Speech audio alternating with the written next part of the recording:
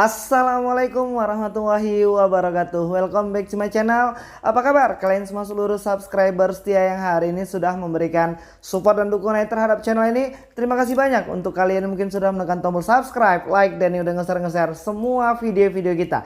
Dan mudah-mudahan kebaikan kalian hari ini akan digantikan ya dengan kelimpahan rahmat dan rezeki yang lebih banyak lagi, sehingga kita bisa segera terbebas dari segala macam himpitan hidup hari ini, termasuk di dalamnya hutang di aplikasi pinjaman uang online. Amin ya robbal alamin.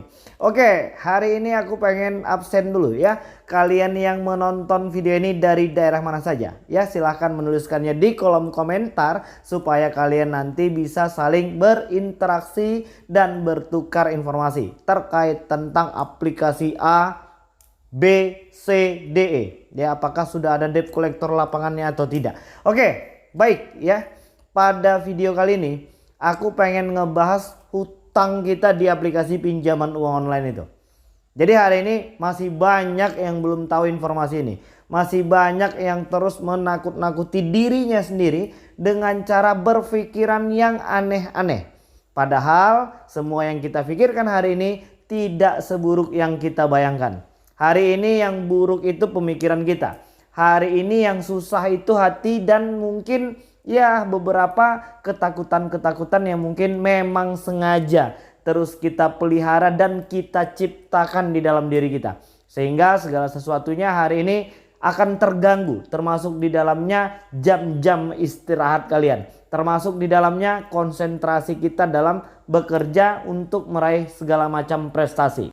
Oke. Pada video kali ini kita pengen ngasih tahu ya bahwasannya hutang di aplikasi pinjaman uang online itu tidak boleh lagi ditagih-tagih kepada kalian.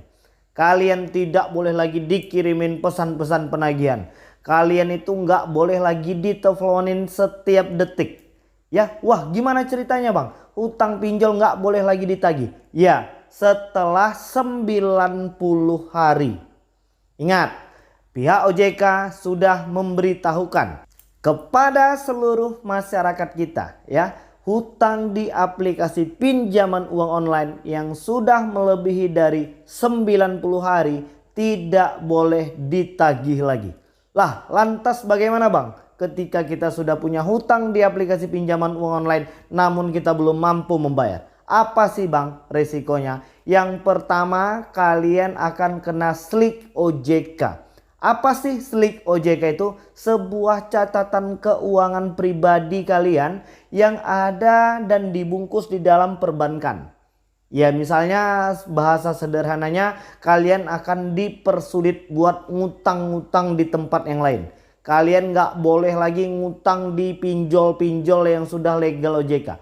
Kalian akan dipersulit ketika kalian nanti pengen mengajukan pinjaman ke bank. Atau mungkin kalian akan tidak bisa mengkredit sepeda motor impian kalian.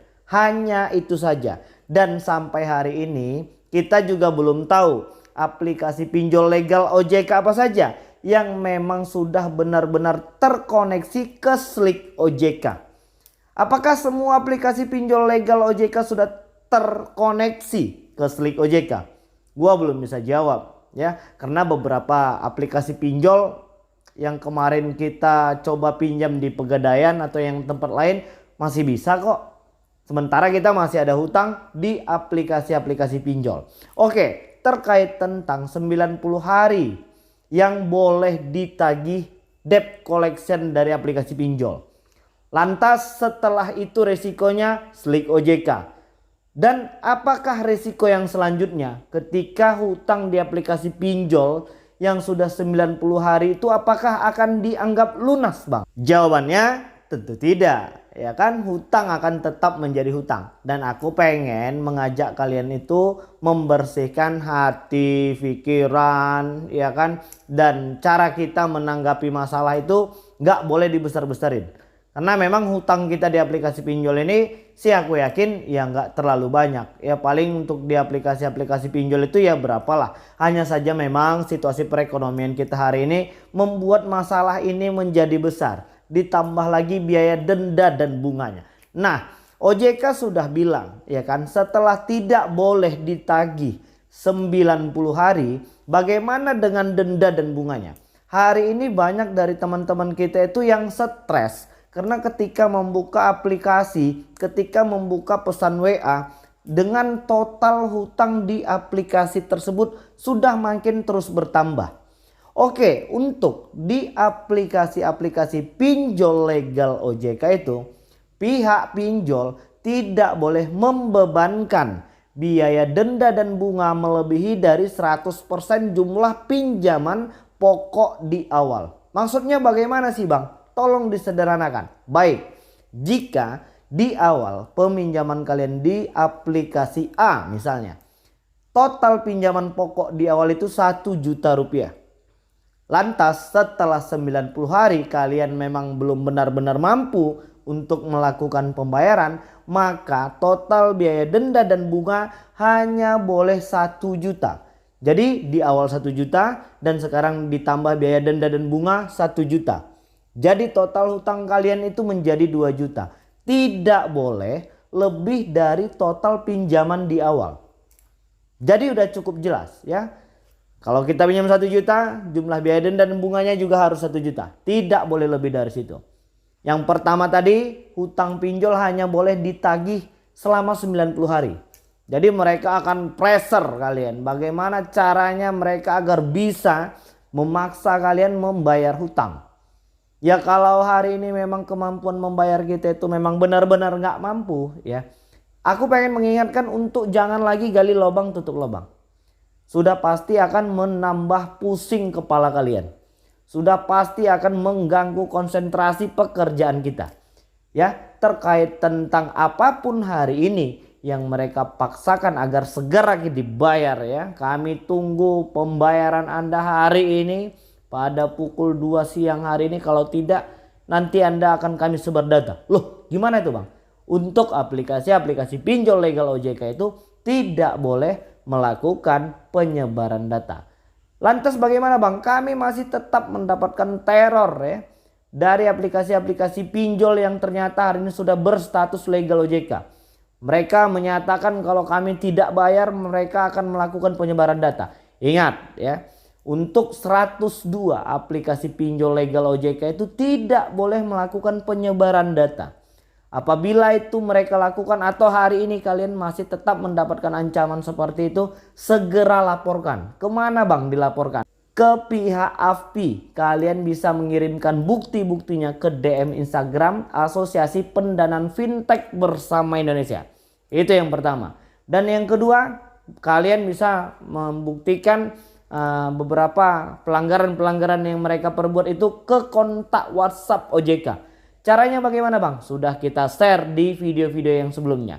Jadi hari ini jangan merasa cepat lelah dan jangan juga merasa bosan. Semakin banyak laporan-laporan dan bukti-bukti pelanggaran dari aplikasi-aplikasi pinjol ini ya, supaya kita berharap kedepannya memang masyarakat merasakan ya manfaat dari hadirnya aplikasi-aplikasi pinjol ini. Terkait masalah biaya denda dan bunga yang hari ini menurut aku secara pribadi memang masih tergolong mahal. Kita berharap kepada OJK untuk mengevaluasi ulang misalnya 0,1 atau 0,2% saja. Supaya masyarakat yang hari ini benar-benar butuh duit memang tidak terbebani lagi dengan jumlah biaya denda dan bunga serta biaya platform. Hari ini untuk kalian yang belum mampu melakukan pembayaran itu, masih banyak aplikasi-aplikasi pinjol legal OJK itu yang membebankan biaya penagihannya ke kita. Kita juga pasti nggak mau berhutang ya kalau kita masih punya uang. Dan gue yakin ya 99,9% dari subscriber kita ini adalah orang-orang yang baik. Orang-orang yang tidak melakukan pemalsuan data. Jadi memang karena kebutuhan dan hari ini belum mampu melakukan pembayaran. Benar nggak ya? Ini teman-teman kita juga bakal nggak akan berurusan sama pinjol kalau memang mereka nggak benar-benar butuh. Tapi hari ini kenyataannya memang mereka membutuhkan uang dan akhirnya meminjam di aplikasi pinjol. Dan kebetulan belum mampu melakukan pembayaran. Jadi gali lubang tutup lubang. Akhirnya tambah pusing, ya kan? Oke, jadi udah cukup jelas ya. Aku pengen ngasih tahu ke kalian itu untuk tidak lagi gali lubang tutup lubang. Bertahanlah dalam situasi dan kondisi apapun hari ini.